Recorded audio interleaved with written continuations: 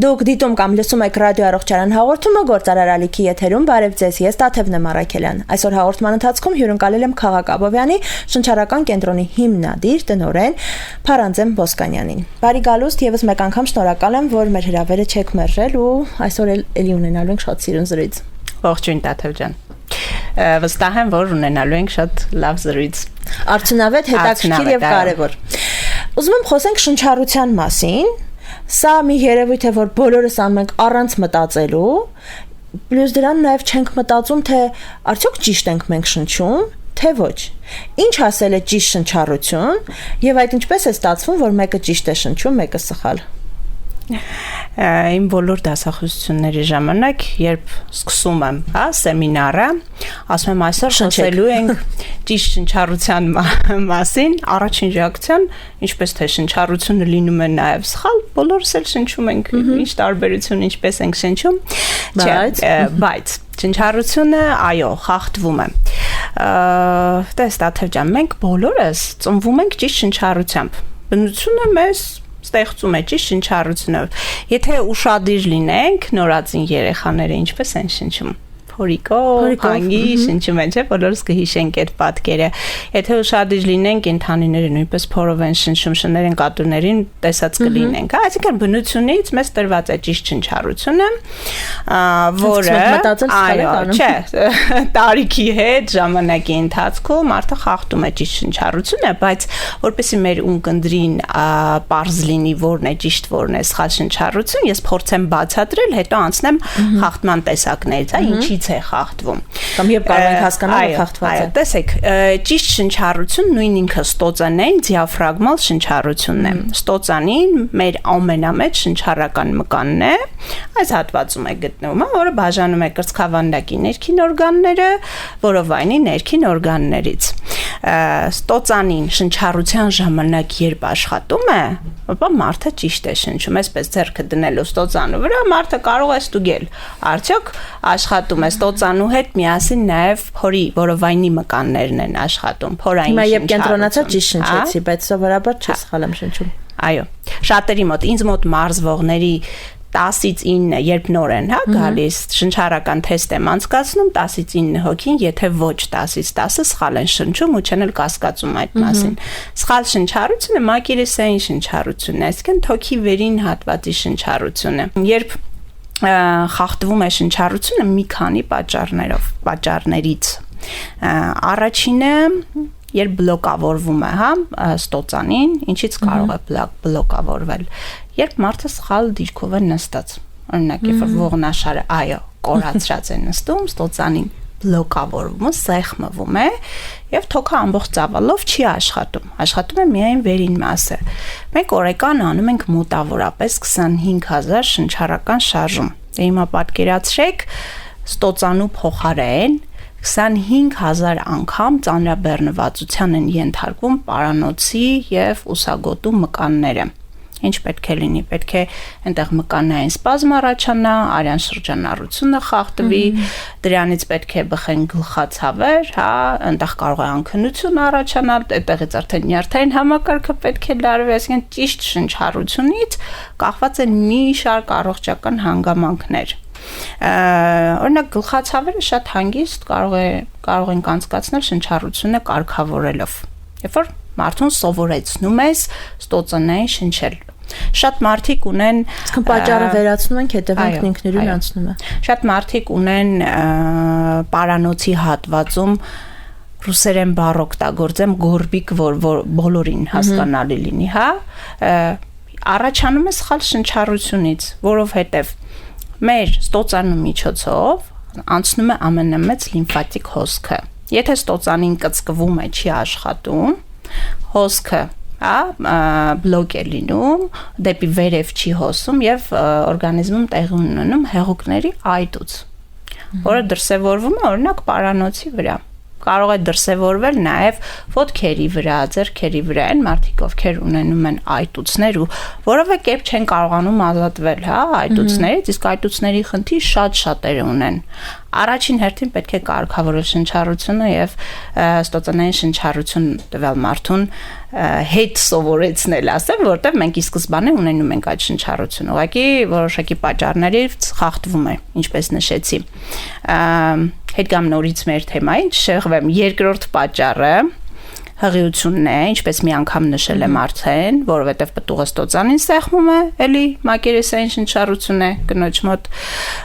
լինում, եւ երրորդ պատճառը նյարդային լարումներն են։ Ստրեսի ժամանակ էլի ստոծանին սեղմվում է, բլոկավորվում է, մենք բոլորս սկսում ենք մակերեսին, չէ, շնչել հեվարոս, այն շնչում ենք։ Եթե կարծես բոլորս այսպես կծկվում ենք, հա։ Եթե մարդը իր էությամբ էլ ստրեսային է լինում, անհանգիստ է լինում, վախերը շատ են լինում, այսինքն անընդհատ այդ շնչառության մեջ է լինում, իներցիոն կերպով տվյալ մարդու մոտ խախտվում է շնչառությունը։ Այս շնչառությունը վերականգնելով, ճիշտ շնչառությունը վերականգնելով, վախերից էլ է ազատվում, ստրեսներն էլ են քչանում, այդ տագնապային վախերն են վերանում, այսինքն մի անգամից առողջական առումով մի քանի գործոնի վրա բավականին դրական ազդում է ստոծանային շնչառությունը։ Դրա համար են ասում, երբ մարդը ստրեսային իրավիճակում է, ասում են մի հատ շնչիր, խորը շնչի, խորը ասված, խորը ներշնչի ժամանակ դիաֆրագման են աշխատեցնում, հա, թթվածինը ուղղորդում են բան բջիջներ։ Առաջին հայացքից սա դժվար տրվող երևույթ է, որովհետև մենք սովորենք, որ շնչելու մասին ես կարծում ոչ մեկ չի մտածում շնչի կամ արտաշնչի, սա անվում է ինքնաբերաբար, հա, իսկ երբ դու պիտի մտածես ճիշտ շնչեցի թե ոչ, հիմա ճիշտ եմ շնչում թե ոչ, ոնց անեմ, որ ճիշտ շնչեմ, մտածում ենք դժվար կլինի, որքանով է հեշտ տրվում մարդուն սկսել ճիշտ շնչել։ Կախված է սովորեցնողից, տվյալ պարագայում մարզչից, ոնց կբացատրի, ինչպես կտա, հա, տեղեկությունը բացատրելու ձևից շատ բան է կախված։ Տեխնիկաներով ենք վարժեցնում ճիշտ շնչառությունը, վարժեցնում ենք շնչառական տեխնիկաներով։ Հիմնականում տարբեր մարդկանց մոտ տարբեր ժամանակում է ստացվում մարզել ստոծանին։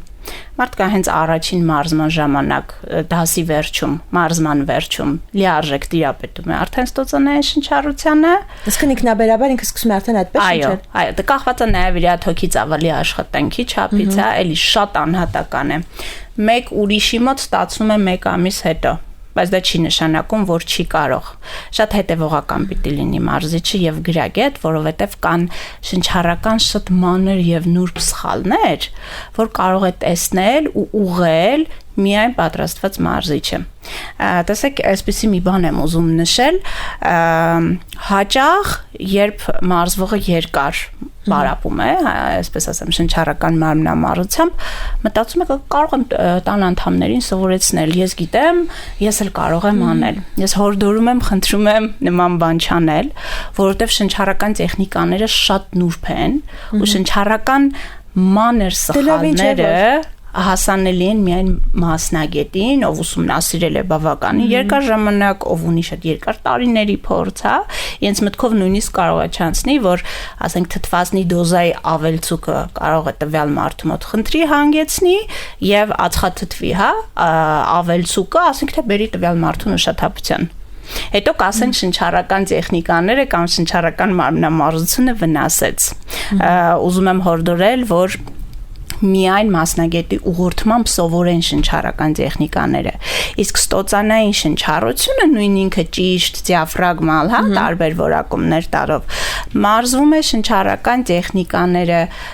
պարապելով ամենաուշը 2 ամսից արդեն դառնում է իներցիայով եւ տվյալ մարդը ամբողջ կյանքի համար ինքը արդեն գիտի ճիշտ է շնչում թե սխալ ու ինքը կարող է իրեն վերահսկել շնչառության առումով։ Մենք սովորաբար սիրում ենք, չէ, եթե կոմպենսացնում է, իսկ մեր օրգան համակարգը, մեր օրգանիզմը բնությունը այնքան գրագետ, այնքան ճիշտ է ստեղծել, որ միշտ կոմպենսացվում է այս կամ այն խնդիրը։ Եվ եթե օրինակ քիթը փակ է, մենք հանգիստ բերանով շնչում ենք, դե լավ, շնչահեղձ չեղանք, ուրեմն ամեն ինչ նորմալ է։ Բայց արի ուտես, որ եթե բնությունը որոշել է, որ մարդը պետք է շնչի քթով, եւ շնչառական օրգանը քիթն է, ուրեմն քթով պետք է շնչել, այլ ոչ թե բերանով։ Այ քթով շնչելու կարևորության մասին եմ ուզում խոսենք, հա, եւ ինչ կարող է լինել մարդու հետ, եթե ինքը երկար ժամանակ քիթը չի օգտագործում իր համար նախատեսված գործողության համար։ Իրականում շատ կարևոր հարց եք տալիս Դաթև ջան, քիթը բացի մեր շնչառական օրգան լինելուց, նաև ֆիլտրացիոն մեջ մտնելուց, նաև ֆիլտրացիոն օրգան է, եւ քթի միջոցով օդը մաքրվում է, խոնավանում է, նոր ուղղորդվում է տաքանում է, նոր ուղղորդվում է շնչուղիներ։ Ինչը չի լինում բերանով ներշունչների մասին է, հա, խոսքը, բերանով ներշնչի ժամանակ։ Քթով ներշնչի ժամանակ մեր ստոծանին աշխատում է գրեթե 80%-ով։ Այսինքն դրանից հետևություն, որ մենք ունենում ենք թթվածնային բավականին մեծ ընդունում է, հա, օրգանիզմը թթվածնի հոսքը։ Բերանով ներշնչի ժամանակ ստոծանին մոտավորապես 30-ից 40% է աշխատում, դրանից հետևություն ենք անում, որ մարդը կարող է ունենալ թթվածնային քաղց։ Իսկ թթվածնային քաղցը կարելի է ասել դարի ամենատարածված, հա, խնդիր ասեմ, խնդիրներից է, որից առաջանում են տարատեսակ հիվանդություններ, նույն նորագոյացությունները, նույնիսկ ողնաշարային խնդիրները, նյարդային խնդիրները, ամեն ինչի հիմքը թթվածնային, այո, թթվածնային քաղցն է։ Այսինքն քթով ներշունչը արդեն իսկ առողջության բանալիներից մեկն է։ Վիրուսները, բակտերիաները, հա, ֆիլտրվում են, այս իմունիտետը բարձրանում է քթով ներշնչի ժամանակ, որովհետև այդ վիրուսները մնում են քթի մազիկների այդ ֆիլտրացիոն համակարգում։ Բերանով ներշունչների ժամանակ շատ մարդիկ բերանով են շնչում, բայց սխալ են անում, հա, միգուցե այս ինֆորմացիան նրանց օգնի, որ սկսեն վերահսկել իրենց ներշունչը։ Բերանով ներշունչների ժամանակ վիրուսը անմիջապես գնում է կոկորդ, իմունիտետը ընկնում է, տվյալ մարդը սկսում է բավականին հաճախ հիվանդանալ։ Ինչպես նաև բերանով ներշունչների ժամանակ ճնշումը կարող է բարձրանալ, հեվոցներ կարող են լինել, պուլսացիան, հա, կարող է լինել, ինչը չի լինում քթով ներշնչի ժամանակ։ Դրա համար շատ կարևոր է հետևել։ Համացանցում հաճախ կարելի է տեսնել տեսանյութեր, որտեղ մասնագետները, իհարկե չգիտեմ որքանով են մասնագետներ, որքանով որ իրենք ներկայանում են, հա, տալիս են բանալիներ, ինչպես կարելի է ճիշտ շնչառությամբ դուրս գալ օրինակ ստրեսային իրավիճակից, հեվոցներից, խուճապային տագնապներից, հարձակումներից եւ այլն, հա։ Ես հիմա որպես մասնագետ եմ ուզում խնդրել մի քանի խորհուրդ առանձնացնեք, որպեսզի մեզ այս պահին դիտող կամ լսող ռադիոլսողը կամ ռադիոդիտողը նման իրավիճակում ինքն իրեն առանց դեղորայքի կարողանա դուրս հանել։ Իսկ եթե փոքր շնչառական տեխնիկա ներկայացնեմ, կարծում եմ ավելի հետաքրքիր կլինի։ Փորձենք իրար հետ օգնել զգամ։ Երբ սկսում է սիրտը արագ աշխատել, հենց այդ ժամանակ ինչ է կանում։ Բացի արագ աշխատելուց շատ մարդիկ տառապում են անքնությամբ, հա, պարկում են ու որևէ կերպ հնարավոր չի ուղեղը անջատել։ Գառներին ինչքան էլ հաշվում են, քնել չի ստացվում։ Տվյալ շնչառական տեխնիկան մոտավորապես 5-ից 10 րոպե կիրառելուց հետո հանգիստ քնելու են, տագնապային վախեր չեն ունենալու, բայց բնականաբար պետք է կիրառվի պարբերաբար, հա, մի անգամ չարեցինք ու ասում ենք, վայ չօգնեց, չէ, պարբերաբար ամեն օրվա կտրվածքով դա խլելու է ընդամենը 5 րոպե, որ կարծում եմ կարելի է բանալուց օգտվել, հա։ Հիմա իրար հետ 4 հաշիվ խորը ներշունչ ենք անելու քթով, հետո 4 հաշիվ շնչապահում ենք անելու եւ բերանով 4 հաշիվ արտաշունչ ենք անելու։ Արջի շնչառություն սա ինչպես ճիշտ եմ հասկանում։ Քառակուսի շնչառություն են ավելի շատ ասում 4-4-4 էլի 4 անգամով։ Փորձենք 4 հաշիվ քթով ներշունչ անենք, դու արա Տաթև ջան, ես հաշվեմ։ Խորը ներշունչ 2 3 4 պահեցինք շունչը 1 2 3 4 եւ շատ դանդաղ արտաշունչ բերանով 1 2 3 4 Սա մեկ ցիկլ է, հա, մեկ շրջապտույտ շնչառական, որը անում ենք մոտավորապես 5 րոպե կամ գոնե 10-ից 20 անգամ։ Քնելուց առաջ օրվա ընթացքում։ Օրվա ընթացքում կարող են անել տագնապային վախերից խուսափելու համար, քնելուց առաջ, եթե ունեն անքնություն։ Ոչ թանկ էր ոչ դժվար էր, ոչ անհասանելի էր։ Այսինքն ես այնքան եմ ուրախանում, որ ունենք իրավիճակներ, որոնք առաջին հայացքից թվում են, թե առանց տապօգնության հնարավոր չէ լուծել, բայց զուտ միայն շնչել, ճիշտ շնչելով կարող ենք դրա միջից դուրս գալ, հա։ Էլի մի քանի տեխնիկա եմ ուզում խնդրեմ առանձնացնեք, որտեղ հետոնական շրջանում բոլորիս մոտ նաև դեպրեսիվ իրավիճակ է լինում, ստրեսային իրավիճակ է լինում, դե ոչ մեկին էլ հաճելի չէ տոները հետևում թողնել եւ վերադառնալ նորից աշխատանքի, նորից ստանաբեռնված գրաֆիկին։ Շնչառական տեխնիկա եք ուզում։ Օրինակ ինչպես հանգստանանք, գիտեմ դրա բանալին էլ ունեք։ Հա, շատ բարի։ Հիմա ես հաշիվը կասեմ, դուք Տաթև ջան նորից կանեք, բանալիներին որ տալիս եմ։ Ես փորձում եմ on-line նաև խորհրդատվություն ստանալ, չէ, offline խորհրդատվություն եմ ստանում, խնդրեմ ասացեք։ Ուրեմն 4 հաշիվ նորից անելու ենք դիաֆրագմալ խորը ներշունչ, պահելու ենք 2 հաշիվ եւ 8 հաշիվ շատ դանդաղ ու երկար արտաշունչ։ Բերանով էլ։ Հա, բերանով ենք անում, այստեղ ուշադիր կլինես, որ այդ 8 հաշվի մեջ դու ամբողջությամբ դատարկես օդը։ Լավ։ Հիմա էքսպերիմենտ ենք անում։ Թող խորը ներշունչ։ Ես հուսով եմ, որ եթե նորից եմ դուրս գալու։ Իհարկե, տոնուսով, հանգիստ, ուրախ, ինչպես միշտ։ Շատ լավ, 4։ Այո, գնացինք։ Խորը ներշունչ 1 2, 3, 4 շնչապահում 1, 2 եւ արտաշունչ 1, 2, 3, 4, 5, 6, 7, 8 Մեկ շրջապտույտ էր սա։ Այսպես քանի հատ։ Անում ենք 10-ից 20, ոչ պակաս, անընդհատ, որ հասցնենք։ Իսկ կարևոր է կանգնած նստած պարկած բացարձակ կարևոր է, որ դիրքը որ հարմար է։ Ուզում եմ նաև այստեղ ուշադրություն դարձնենք, որ սա այնքան հասանելի է, որ ես նույնիսկ եթերում կարողացա անել։ Որով ինչու եմ սա շեշտում, շատերին թվում է, եթե մենք շնչառական մարմնամարզությամբ ենք զբաղվում, որտեղ համացանցում հաճախ ենք տեսնում շատ բարձր շունչ, շատ բարձր արտաշունչ, հա, միշտ չէ, որ այսպես է։ Դրա համար ասում եմ, միշտ չէ։ Հետևաբար նույնիսկ դրսում կարելի է հանգիստ կիրառել։ Եթե եթերում կիրառել եմ, դրսում հաստատ կարող ենք։ Կախված ինչ նպատակով ենք աշխատում։ Եթե նիհարեցում է միանշանակ ագրեսիվ տեսակ է լինելու շնչառական տեխնիկայի եւ ֆիզիկական վարժություններ բնականաբար նիհարելու համար լինում է պարտադիր։ Ինչ շատ հաճախ զանգում են, ասում են ձեր կենտրոնում միայն շնչառական վարժություններ են, բա ոնց ենք այդպես նիհարելու առանց շարժվելու, բացատրում եմ, որ ոչ, շնչառական տեխնիկային բնականաբար գումարվում են ֆիզիկական վարժություններ, որոնք հեշտ են, հասանելի են բոլորին, բայց անհնար է առանց շարժվելու նիհարեցման process-ը գրանցել։ Դա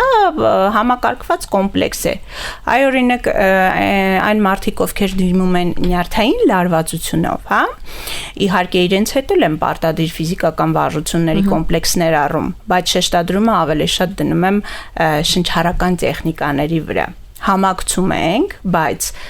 մարզման ավելի մեծ մասը շնչառական տեխնիկաներ ենք անում, հետո զուգակցում ենք ֆիզիկականով։ Անհատական մոտեցում։ Այնպես չի, որ դուք նոր եք այս ոլորտում եւ ձեր պրակտիկան ու փորձը թույլ կտան հիմա փոքրիկ նաեւ անհատական ստատիստիկա հա ներկայացնելու։ Ամենատարածված խնդիրները, որոնց դեպքում այս տեսակը շնչառական մարմնամարզությունը դեղատոմս է։ Ավելորդ քաշ տնենք մի կողմ, սա հասկացանք։ Դա հասկացանք, ողնաշերային խնդիրներ։ Ամեն երկրորդ մարզվողը բողոքում է ողնաշարային ցավերից։ Պատճառները տարատեսակ են։ Մեկ նախադասությամբ ասեմ ողնաշարային խնդիրներ, երրորդ տեղում նյարդային խնդիրներ։